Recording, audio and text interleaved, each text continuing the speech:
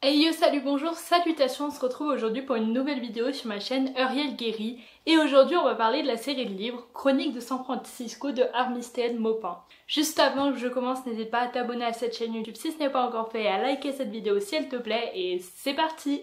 Du coup, Chroniques de San Francisco, c'est une série de livres que ma mère a lu il y a longtemps. Elle l'a commencé en avril 2000, c'est marqué dans le livre. Donc voilà, elle m'avait passé les 6 premiers tomes. Mais moi j'avais pas capté, j'ai cru qu'il y avait que 6 tomes, en fait il y en a 10, sauf que ça fait longtemps que j'attends de vous faire cette vidéo, donc je vais quand même la faire, même si j'ai lu que les 6 premiers, et je verrai si je lis les tomes 7 à 10.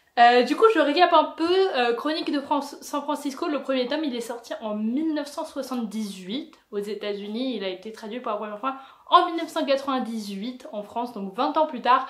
Mais en gros ça date des années 80 au début, et le tout dernier tome, le 10e, je crois qu'il a même pas encore été traduit en français, il est sorti en 2024. Donc on est sur une grande étendue de temps, mais en gros les 6 premiers livres que j'ai lus, ils ont été écrits pour la plupart dans les années 70, 80, 90, enfin bref, au 20e siècle. Ils datent pas hyper récents.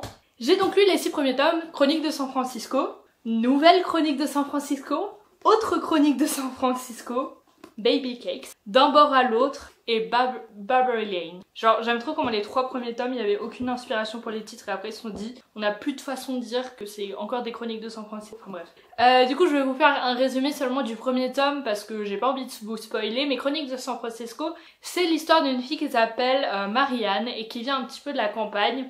Elle se trouve un peu nulle, elle a envie de devenir un peu journaliste ou dans la télé, enfin bref elle a envie d'être un peu connue quoi, et elle décide d'emménager à San Francisco. Je sais plus c'est quoi l'élément déclencheur qui l'a fait arriver à San Francisco, mais enfin bref, sa vie va pas ouf, elle a la vingtaine, tout va pas super bien, elle va à San Francisco, bref elle arrive à San Francisco, elle s'installe dans une maison partagée, donc il y a plusieurs appartements dans une même maison, et tous ces appartements sont gérés par une femme qui s'appelle Anna Madrigal. Anna Madrigal, c'est un personnage important, et en gros tous les personnages qu'on va rencontrer, ça va être surtout les personnages qui vont vivre dans cette maison partagée, dans ces appartements. Et donc on a Marianne, on a Michael, et je sais pas lesquels sont dans le premier tome, donc je vais pas vous spoiler. Je vais dire Michael et Marianne, c'est les deux plus importants avec Anna Madrigal, parce que eux tous, je me souviens qu'ils sont là dès le début, mais après on a plein de personnages qui viennent et qui repartent selon les tomes, donc je peux pas trop vous dire. Le premier tome m'a pas mal plu, c'est vrai qu'au début on a énormément de personnages qui arrivent un peu d'un coup, et moi je déteste ça parce que j'ai une très petite mémoire et du coup à chaque fois j'étais en mode c'est qui ce gars, mais franchement j'ai bien accroché. J'ai lu ce premier tome là en mars 2024, donc je dois avouer que ça commence à dater. J'ai lu les 6 tomes et les 3 derniers là je les ai lus à une vitesse parce que j'ai trouvé que le 3e tome il manquait un peu de rythme. On était sur une histoire trop farfelue pour moi, trop... En fait à chaque fois on a des histoires un peu de base des personnages et après ils nous rajoutent des histoires un peu annexes et souvent liées à des faits qui se sont passés dans la ville de San Francisco. Sauf que des fois c'est des trucs un peu crazy, genre que t'aurais pas pu imaginer. Et moi ça me sortait un peu de l'histoire quand c'était des trucs un peu trop hors du commun. Genre je comprends que ça s'est passé pour de vrai à San Francisco ou dans des lieux alentours, mais des fois c'était juste un peu trop pour moi et on s'éloignait trop de la vie des personnages. Mais dans les tomes 4 à 6 on revient vraiment sur la vie des personnages en eux-mêmes. Même si Marie-Anne devient très très chiante dans le tome 5 et encore pire dans le tome 6, elle est imbuvable. Du coup bon, j'ai eu un peu de mal avec ce personnage que pourtant j'aimais bien au début, mais Michael vraiment il a gagné mon cœur, donc bah voilà quoi. C'était vraiment mon personnage préféré, parce qu'il a rien fait de mal en fait. Du coup à chaque fois, tous les autres personnages ils avaient genre énormément de défauts, ou voilà, mais lui c'était toujours ses histoires à lui qui m'intéressaient le plus.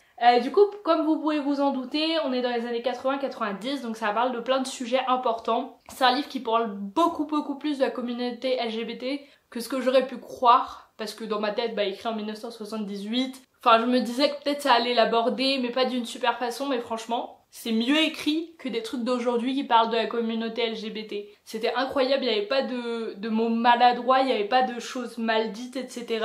Je me suis dit si on pouvait le faire en 1978, pourquoi on n'y arrive pas aujourd'hui, enfin bref. Donc voilà, une représentation LGBT que je m'attendais pas à trouver mais qui est vraiment super intéressante. Bien sûr on a le thème du sida qui arrive dans les thèmes d'après, c'est pas un spoil vu que c'est la vraie vie.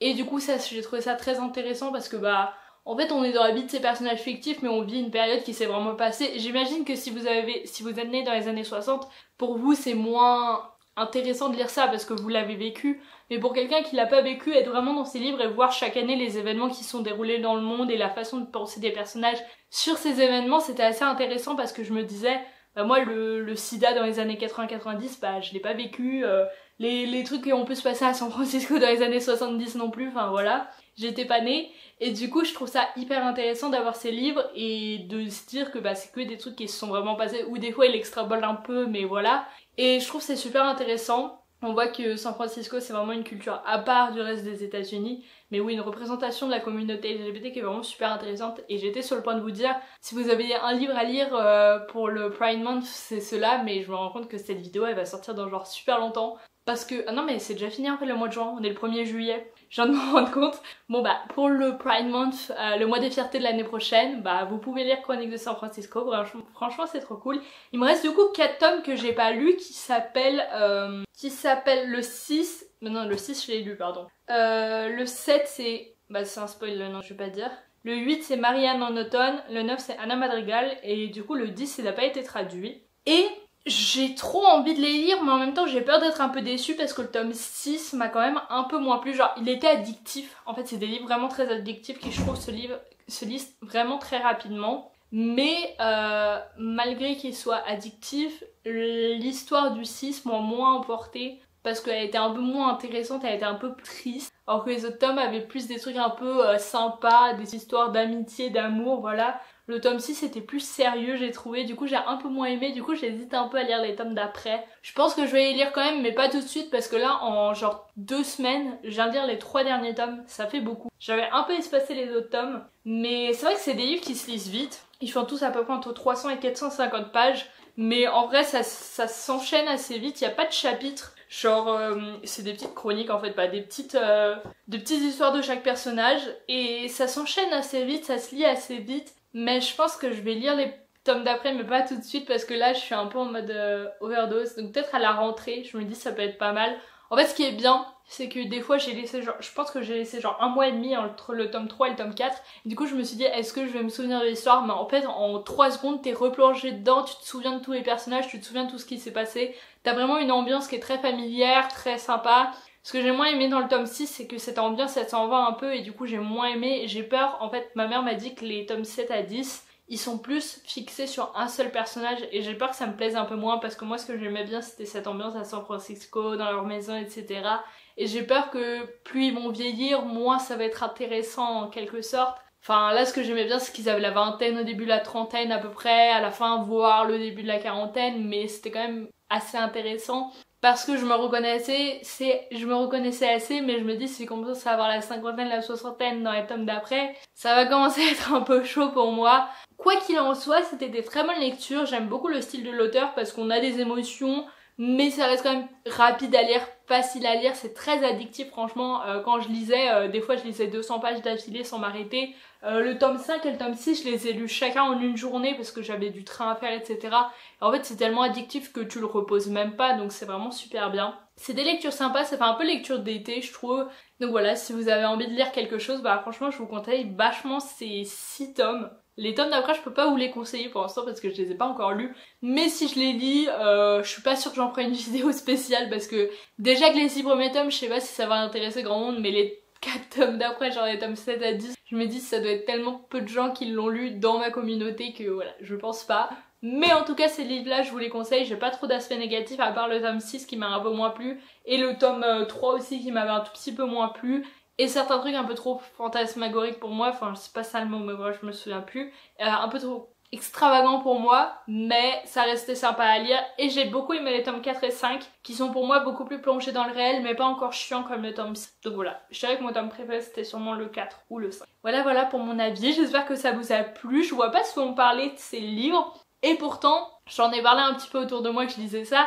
Et vous étiez plein à connaître, surtout les personnes un peu plus âgées, genre pas les personnes qui avaient mon âge exactement, mais quand j'en parlais avec des gens qui avaient plus la trentaine ou la quarantaine, vous étiez énormément à connaître. Du coup bah je trouve ça sympa. Donc voilà, je pense que ça peut être remis au goût du jour parce que franchement c'est très actuel comme sujet, comme façon d'écrire etc. Il y a 2-3 références que j'avais pas mais franchement ça m'a pas choqué pour lire les livres. Donc voilà, si cette vidéo vous a plu, n'hésitez pas à mettre un petit like, un commentaire, j'adorerais savoir si vous les avez lus ou pas, ou si ça vous tente, et à vous abonner à ma chaîne YouTube, et voilà.